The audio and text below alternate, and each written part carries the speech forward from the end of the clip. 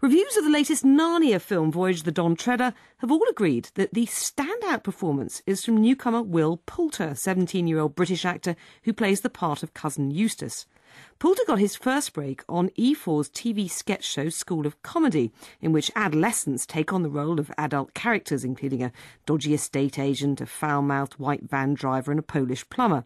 The TV programme was born out of an after-school comedy club in West London, which Will Poulter joined as a 12-year-old. The club, which is now open to children from the ages of 8 to 18, is run by 2 drama teachers who are hoping to expand the idea nationwide. I went to meet them and their pupils after the end-of-term show. Hello, I'm Rachel and I'm 9 years old. Now, you did a sketch where you pretend to be the Home Secretary, Theresa May. Did you know who Theresa May was beforehand? No, actually I didn't at first. I hadn't even heard of her. I just think it gives you so many, ideas of how to be a comedian. It's so fun. I'm kind of, showing that Michelle Obama's, she's good, but we're kind of making fun of her new sport thing. I'm Michelle LaVoyne Robinson Obama, and sure, I'm First Lady of the United States, a busy mom and a hot wife. The School of Comedy was set up 5 years ago by a drama teacher inspired by the film Bugsy Malone. She decided to take a group of pupils to the Edinburgh Festival, where they were spotted by a TV executive and have now produced 2 series. Some of the material is written by the pupils themselves, the rest by comedy writer Barunka O'Shaughnessy. I spoke to her, drama teacher Tara Carr, and the school's creator, Laura Lawson. I just think they feel so liberated when they're sort of empowered to take the mick out of adults, if they're given that freedom to say, right, go out there, show us any adult out there that makes them laugh the way they see them through their eyes, and then they're allowed to show us that. Right, now we're going to try the most hallowed of Van Men techniques, the lucky shout. You see a bird with an inanimate object and you comment on how lucky that said object is, right? I don't get it. Well, I'll demonstrate, okay? Okay, you see a woman on a bike, right? And you shout, "Lucky saddle! Oi, yes!" Get it? Tara, how does it work in your classes? I mean, do you give them material or do they write their own stuff? Bits of both. We have material from Barunka that she'll come in and watch them workshop sketches, and she'll write sketches up. She'll write sketches for them and they will create their own sketches from ideas we'll give them. If it's a bad sketch, you can just say it's a bad sketch, and then Laura or Tara will say, OK, I admit it's quite bad, let's have a new one. Because some of them they won't go with kids, they might go with adults, but maybe not kids. So today they've been doing date sketches.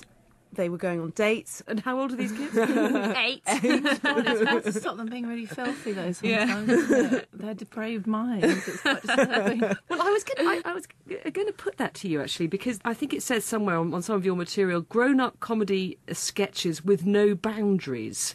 What do you mean by that? I think you wrote that, Laura, didn't you? Yes. I wrote it. And I mean it. I do mean it. They've got no boundaries in the sense that if they want to do a sketch where they depict a blind date, for example, and they want to... Their chat-up line is, "Oh, nice to see you, thank you very much," and... then, did it hurt when you fell from heaven because you look like an angel? These are their bad chat-up lines. And then the last line they came up with today was, "I like your boobs." But, usually you go, "Oh, no, you can't say boobs, you're 8 years old," and it's derogatory. But they love it, and it makes everyone laugh. And they've probably heard someone else say it to someone else, so why shouldn't they be allowed to say it? There are no boundaries in that sense. But what about the ethics of it? I mean, do you ever worry that the parents are going to complain, or that maybe that you're making these children a little bit more worldly than they would be otherwise? The thing is, we have always had total and utter support of parents. And actually, one parent said to us recently, she said, "Oh gosh, the reason our children love this club so much is because it's not about parents pushing children to do something after school. It's about children saying, this is where we want to go, this is where we feel we belong, and can we do it again and again?" And they said, as a parent, that's such a lovely thing to hear from your child. Can you tell me when you first started thinking that you liked comedy? What was the first thing that you saw and you thought, gosh, I'd quite like to do that? Sure, it was like the Mr. Bean or Monty Python. You're a Monty Python fan, are you? I love Monty Python. Rob Brydon, hard to say, lots of them. Do you think this generation who have grown up, and I know this from my own kids, grown up watching comedy sketches on YouTube, are far more savvy about comedy, perhaps, than, kids would have been even just sort of, 10 years ago, pre-YouTube. Yeah, I think so. I mean, they're so open to such a vast range of, like, even archive, going back sort of, decades of comedy history as well as sort of contemporary stuff. And yeah, there's so much out there, and it's quite hard competing with that, actually, with scripted material, certainly, because usually the funniest stuff is, people just falling off things and hurting themselves. I mean, you can't really compare with that, can you? They're the best and the easiest and the cheapest laughs. So yeah, it's tough. I think they're a tougher crowd, basically, younger generations. I don't know, all the sketch shows. My first ones I remember was Little Britain. I was obsessed with that when it first came out. I guess that's an inspiration. Michael McIntyre's amazing. Peep Show, awesome. For us, it's a real treat because we're getting children with really open minds. I think the best thing about it, though, like just watching you run the clubs, and I think the thing where the best material comes from as well is the improvisational games, or theatre games, whatever you kind of call them, and they're the sort of standard classic things you do when you're devising any kind of comedy, really. But that's the fun part, I reckon. Sitting in the audience at the school's end-of-term show in a small theatre above a pub in West London were several of its well-known alumni, cheering on the next generation of young comics. I'm Beth Rylance and I'm 19. What's your favourite sketch? I'd probably have to say the Sappers that I do with Will, which is like these two South African security guards who sit and do absolutely nothing all day, and basically all the sketches of them just talking nonsense. How's it? No fine, how's it? Oh, no fine, that wurst looks lekker, eh? Ah, lekker, cracker. I can't wait, man. I'm going to turn it out.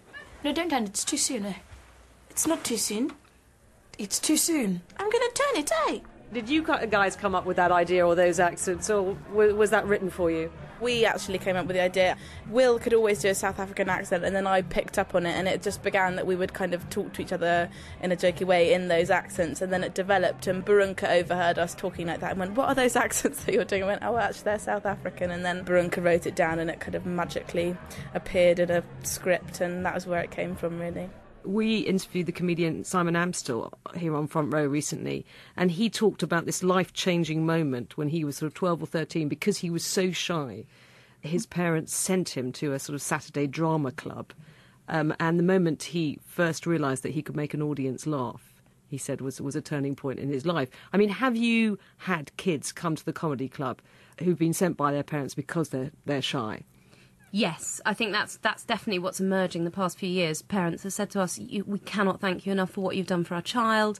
Before they started School of Comedy, they were incredibly shy, and they struggled a bit at school, and they struggled with their peers, and they come here and they have just grown in confidence. I still am really nervous getting on stage, but it definitely was a thing at the start, being very nervous and getting over that, but yeah, it's just, I guess it's helped, yeah. Before, when I started off, and it was my first time doing the class, and then and she said, "You're really good. Why don't you do this club?" So then I thought, oh yeah, I'd love to do that. So my parents came home and they brought it in, and then I started doing this, and I just enjoy it, every second of it. It's so fun. The opening scene, I was very much stressing out backstage. I was really stressing out and I was getting very worried, but it was fine once you go out. It's kind of all the lights just block the audience. Now, you've been going for 5 years and you've already produced your first movie star. Yes, Will Poulter. He was 10 when I met him, tiny little 10-year-old, and already incredibly talented. He just had it, that thing, that magic you see. And I was teaching him at school, and then I started these after-school clubs, and he was too young to star in the original cast, so I'll never forget him saying, "Oh, when I reach 12, may I possibly join?" I said, "Of course you can join." Anyway, he reached 12, he joined, and he found his feet, and he became incredibly confident, and he was the youngest. And one day a casting agent actually came round and said, "Oh, I'm looking to cast Son of Rambo. Do you have anyone?" And I said, "You've got to meet Will." And he always tells the story. He was in a lesson, and I, as a very unprofessional teacher, ran to the window of his maths lesson with a banner saying, "Are you free at 4 for an audition?" He was like, "What? I'm in a lesson." Look, I'm sorry, okay? It was better when it was just us two. Son of Rambo, take one. Click. Action! I've come to save you, Rambo! Spent the summer filming that, and then we took the School of Comedy cast at the Edinburgh Festival, and then we got the School of Comedy series. So already he was getting bits and bits under his belt. And then, yes, Narnia was the second audition after that, which he got.